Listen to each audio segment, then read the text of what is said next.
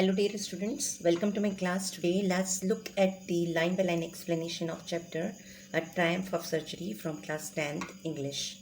Let's move to the video. The Triumph of Surgery is written by James Herriot. James Alfred was British veterinary surgeon and writer who used many years of experience as a veterinary surgeon to write a series of books consisting of stories about animals and their honors. Let's move on the lesson A Triumph of Surgery. Triumph means victory, meaning over something, and surgery usually means operation, but in this story it means hospital or a private clinic. So let's start the lesson.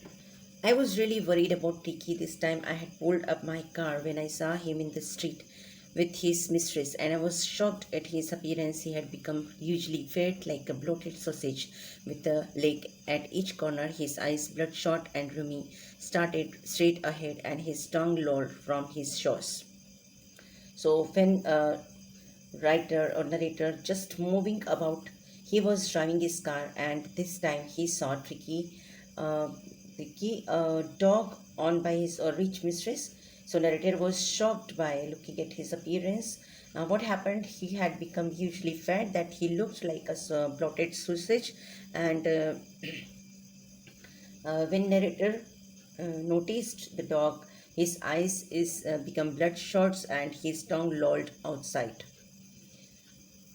It's rolled out from his mouth. Mrs. Pamphry hastened to explain he was so listless. Mr. Harriet, he seems to have no energy. I thought he must be suffering from malnutrition, so I have been giving him some little extras between meals and to build him up. Some malt and cod liver oil and a bowl of Horlicks at night to make him sleep. Nothing much really. So Pamphry was going to explain Mr. Harriet that he is so listless. Listless means lack of energy.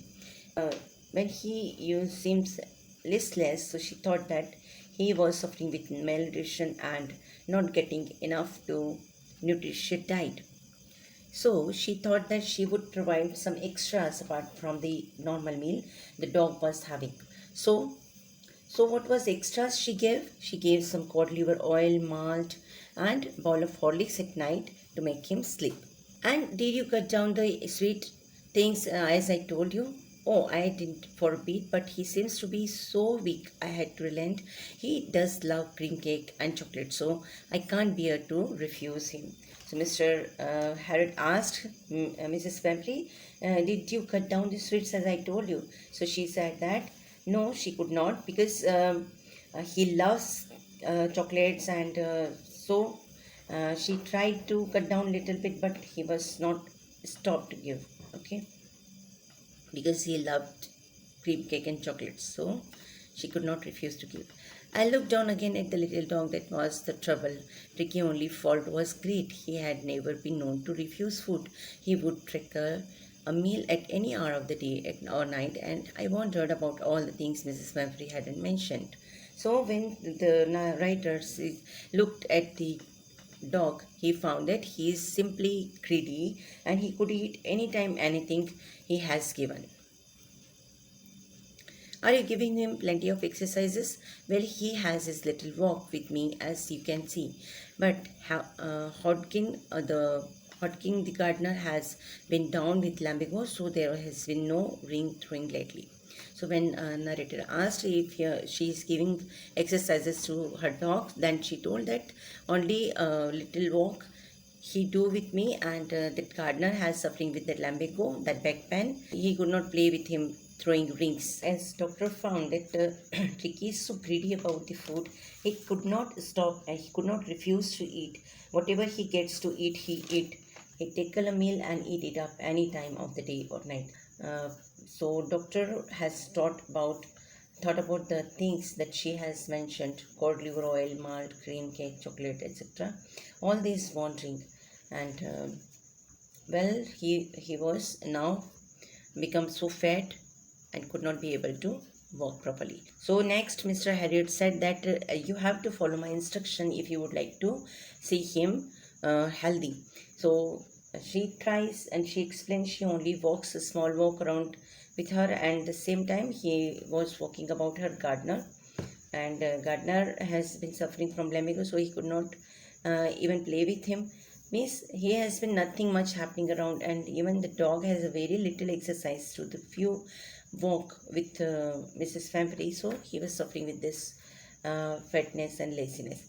So doctor said that if you really do not cut down his food and give him plenty of exercises, he will seriously fail ill. So he said, you must harden your heart. That means there is no emotion here. So you must keep your uh, heart hardened and give him very little food. So Mrs. Swamfrey just accepted and wrung her hands. Mrs. Pamphlet wrung her hands. Oh, I will, Mr. Red. I'm sure you're right, but it is so difficult, so very difficult. She set off her head down along the road, a face determined to put the new regime into practice immediately. So Mrs. Pamphlet wrung her hand and started becoming nervous because it was very difficult for her to become strict with her dog. It was so difficult. So she promised that she will do, but at the same time she told that it is very difficult to become strict with dog.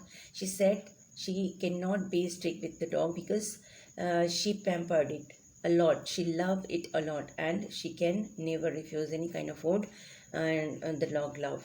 She sit off and down along the road as she determined to put the new regime into practice immediately. She felt very sad that she has to control the diet of dog. She has a very strong determination. She has to put a new regime, means new routine into practice, that to give less amount of food to Tricky and give more exercises. This is a new regime. I watched their progress with growing concern. Tricky was tottering along in his little tweed coat. He had a whole wardrobe of this coat for the cold weather and raincoat for wet days. He struggled on, grouping in his harness. I thought it wouldn't be long before I heard from Mrs. Fampery. So I watched his progress, his growing concern. Tricky was tottering along in his little tweed coat. His tweed coat means the coat which he wore that time. A woolen coat. He had a whole wardrobe of this kind of coat for the cold weather and raincoat for rainy days. So he was struggling to walk into coat. So he's looking at the dog, and in his condition he understood that he is going to call Mrs. Pampery very soon because the condition of dog was really very bad. And he got a call from Mrs. Pampery, and she was distraught, means really worried. She wanted to give a checkup from Mr. Harriet. Tricky would eat nothing, refuse even his favorite dishes, and besides, he had bout of vomiting. He spent all his time laying on a rug panting, didn't want to go for a walk, didn't want to do anything. That means when a expected all call came, and Mrs. Pampery asked doctor to give a treatment to Tricky. And Tricky, what she said that Tricky would eat nothing. He refused to his favorite dishes also, and he was sitting on the floor only, just like a rug panting, and didn't want to walk and didn't want to do anything. I had made my plan in advance. This only way was to get Tricky out of the house for a period. I suggested that he be hospitalized for about a fortnight to be kept under observation. So doctor said that only the one way is to move Tricky out of this struggle. He suggested that she must hospitalize the doctor and especially keep it for a fortnight. Fortnight means 2 weeks. When Mrs. Pamphlet listened that dog was to be hospitalized for 2 weeks, she became swooned. Was sure he would pine and die if he did not see her every day. Live separately, so she became almost faint when she heard the doctor what doctor said. From line, Tricky was very ill, and this was only way to save him. In fact, thought it best to take him without delay. So when I opened the door, Tricky trotted out and was immediately engulfed by Joe, a greyhound, and his friend. After rolling him over and thoroughly inspected him, the dog moved out down the garden. Tricky followed them, rolling slightly with his supple feet.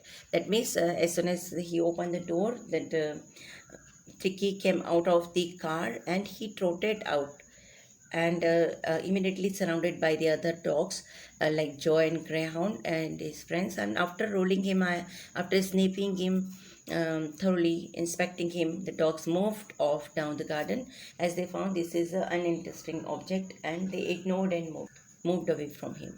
Later that day, I was present at feeding time. I watched while Tyson dropped the food into the bowl. And there was the usual headlong rush followed by the sound of high speed eating. Every dog knew that if he fell behind the other, he was liable to have some competition for the last part of meal. So as soon as at the lunch time, when I have given food to the dogs, they started eating fast because they know that they should face some competition later on. For 2 days, doctor kept an eye on him and that gave no food but plenty of water for the 2 days. So I hope you understood and liked today's video, and let's look at the next part of this lesson in second video. Thanks for watching.